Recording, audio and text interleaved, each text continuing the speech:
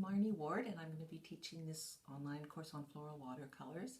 And today's the first lesson, and it's all about getting started. And a really good start is so important. And most artists, they just want to get in there, paint. So they grab any old photo and they start working on it. And it's kind of like trying to build a house with a very bad foundation or a very bad blueprint. It's worth spending the time to get a good start. And that means having a good reference photo. So first of all, what are you going to photo? Well, I suggest you pick something that you love. Pick a flower that you love and then try and get a really good photo. Ask yourself what you love about it and try to get that feeling into your painting, because your painting is more about the feeling you have than the actual flower. So that'll help you decide what you want to photograph. The other thing that's very important with photographs is light. If you don't have a good light on your subject, the colors are all going to be flat. It's just not going to sing. So you want to go out with your camera, go visit a garden, take lots of pictures, take things that grab you. You want to get a photograph that gives you that kind of wow. And I like to work close up. And I especially like either a good light across the painting, so there may be some interesting shadows on the painting, or especially if it's a very delicate petal, a backlit painting. So the light's actually coming behind the painting and it just glows. And that kind of a photograph you tend to get in the morning or the evening. The middle of the day is not a good time to be taking photographs.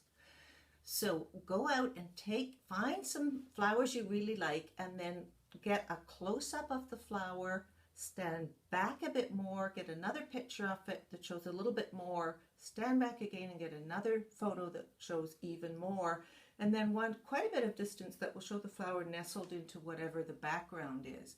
And you might want to take another photo, separate photos of leaves, buds, seed pods, anything that you might want to incorporate into it. If you're doing a close-up, you may need to stand very still and take more than one picture from the same place, because it won't all be in focus at the same time. So you'll get one photo with the center in focus and then change the focus if you can on your camera and get something that focuses on the parts that are closer to you. If you can't do that, then just keep stepping backwards, and each time you step backwards you'll get a bigger image and you'll get a little more in focus. You want lots of options for you to use. Once you get your photographs, go over them all, and what I do, you can do this on an iPad or a computer program, and I do some of that too, but what I like to do is take my photographs, so I get duplicates of everything. And this is one I'm going to be working on soon, and I've got more than one photo of this flower. So there's one with a lot of green around it, there's one with some green around it, and then there's one that's really close up. There's actually two with a bit more green, and I cropped two of them. This one's cropped right to the edge.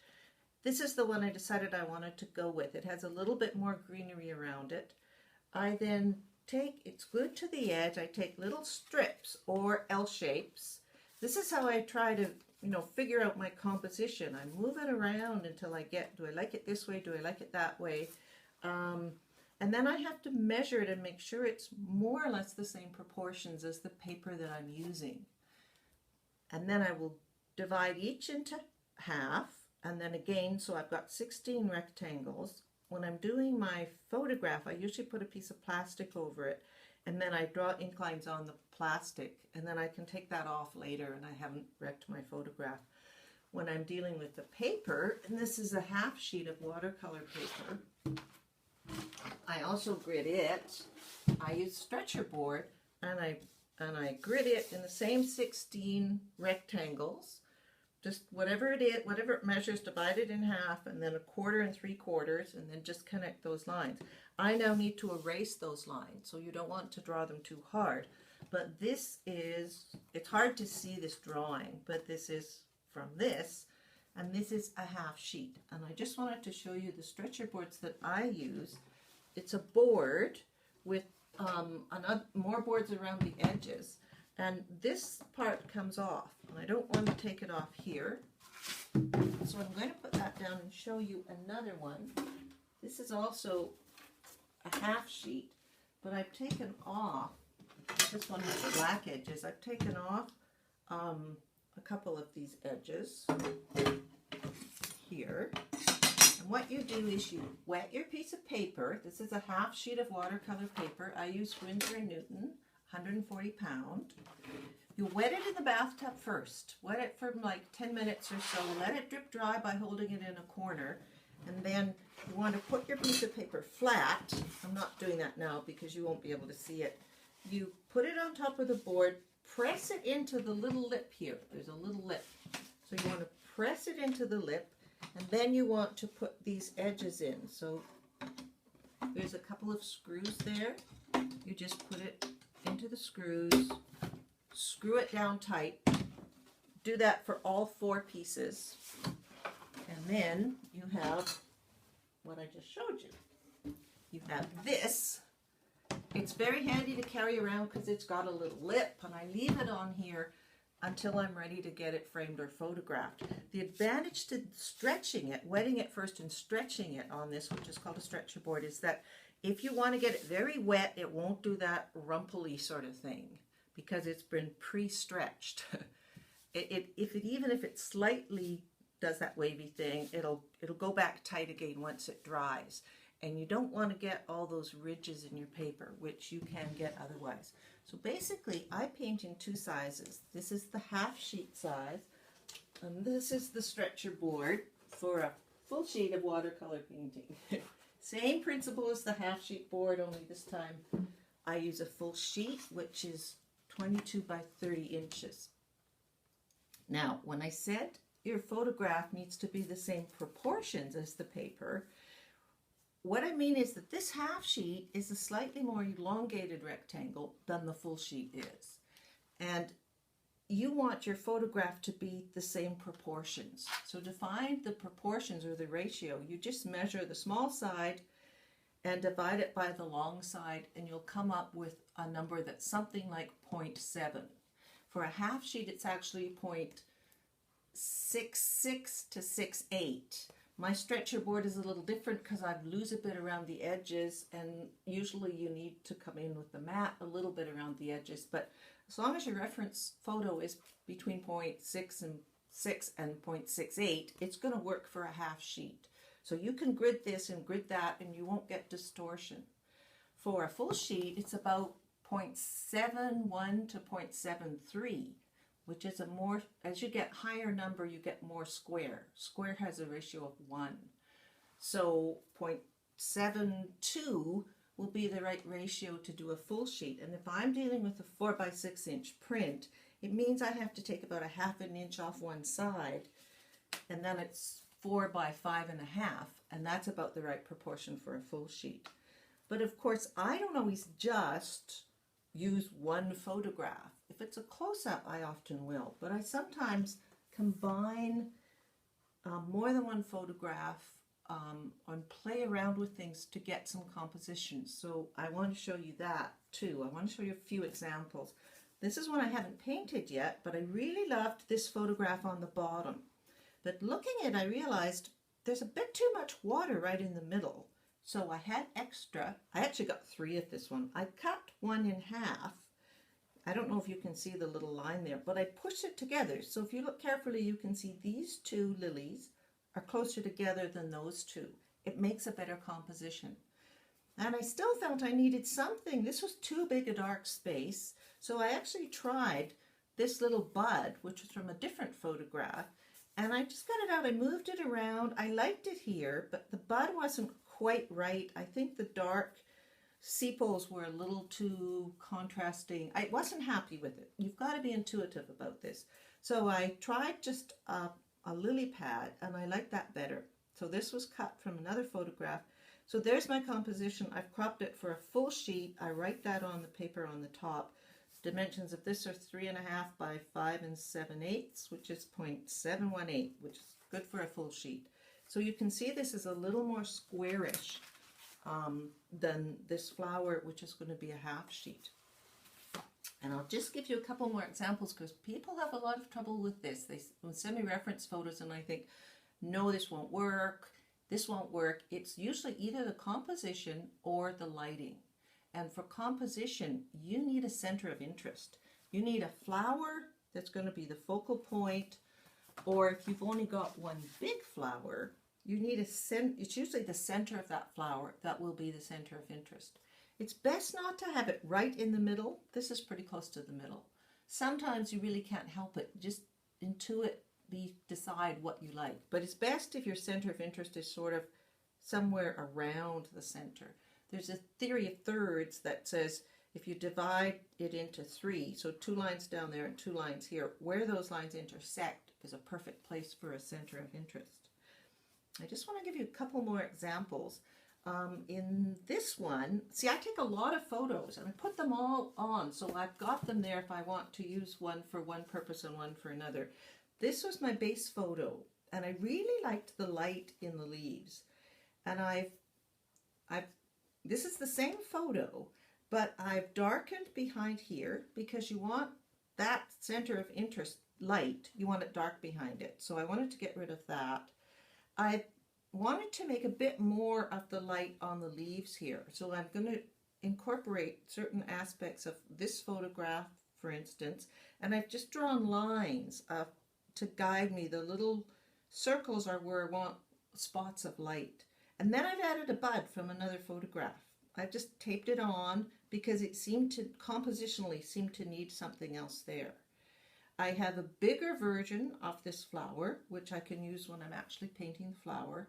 And then this is a bigger detailed version of this bud back here because it's fairly out of focus here. And if I want to look at that, I can. And that's what I went with. And this is I don't know if you can see this, a print of the finished painting. So it's a half sheet painting, vertical, and the one in the middle there, that I've got my hand on, my finger on here, this was the reference photo, and this is how it finished up. And you see, I did have more detail in the buds and do some different things in the green. But this painting is a lot about light. It's about the light in the leaves as much as about the flowers. But if you've got multiple flowers, they're kind of like musical notes. And these little purple bits are kind of like musical notes. So you have to, you don't want them all even, like tree trunks, 1, 2, 3, 4 in a row. You have to find a dance or a rhythm that's pleasing to you. And there was one more that I wanted to show you. And it's one that incorporates another iris one, and it incorporates several different photographs again. So this was the main iris that I wanted to do, but there's nothing in the background here, so I have to create a background. So I used this as my base photo because I like these out of focus suggested irises in the background. So if I turn over, there's my base photo. I've taped this flower from here onto the more or less the middle. It's not quite the middle. And then I've added parts of this into the background here because I wanted something smaller, distant. I wanted some of that vertical stuff going on. And that turned into this painting. So there's the base photo and there's the painting. You can see there's a lot more light in here. So obviously, there's things you add from your own imagination. I usually don't bother with the backgrounds of paintings unless there's something going on that I really like. I'll create my own backgrounds. So what we've done now is we've got a reference photo that's the right proportion to our painting, and then we just have to draw it using the grid lines on the painting and the grid lines on the photograph to guide us. It's a big, big help when we're drawing. But when we're trying to decide what to do, we want to remember, paint what we love, ask ourselves what we love, and ask ourselves, how am I going to get that feeling or that quality of the flower into my painting? And all the decisions you make later on in the course, we're going to talk about colors and values and backgrounds. They all relate to that initial impression you want your painting to have. So how small or big you want it to be, whether it's a vertical or a horizontal composition. Verticals are more spiritual, horizontals are more calming. Whether you want to use bright, strong colors and vivid contrasts and want a really powerful, dramatic painting, or whether you want a soft, subtle, more romantic painting with more pastel colors, soft edges. All of these decisions come back, well, does that help the feeling that I'm trying to get? And if you're even something like fragrance, if it's a lily and you love the fragrance, I've got a painting, I meant to show you that, called Lilies in the Air. And I just created a whole lot of these little dots in wavy lines in the air.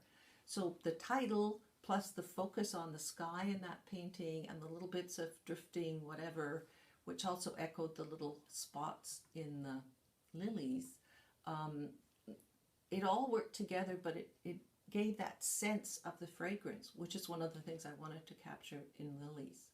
So if you're painting an iris, you might want to come in, focus on a single one, or with Siberian irises, you might want more than one. If it's daffodils, you might want a lot, or daisies, because they're very friendly flowers. So you think of them being more in a group. Another flower you might think of as more solitary. You want a close-up, you want something really dramatic. So you can have that in your mind before you take your photographs, but remember, something's just going to grab you and you're going to say, oh, I love that. And even if it's something you like, but the light isn't right, I just don't bother taking it. If there's not a good strong light on it, it's not going to make a good painting. So I just say, well, I'll come back later in the day or another day, time of day when the light might be striking it in the right way. So you're all sending me images and I'm helping you to decide which ones are going to make good paintings, how to crop them for a better composition, and I'd like to play around with those. And then by the second lesson, we're going to come with something drawn and ready to paint, and I'll be talking about color and starting painting backgrounds, which will be very exciting. Thank you very much.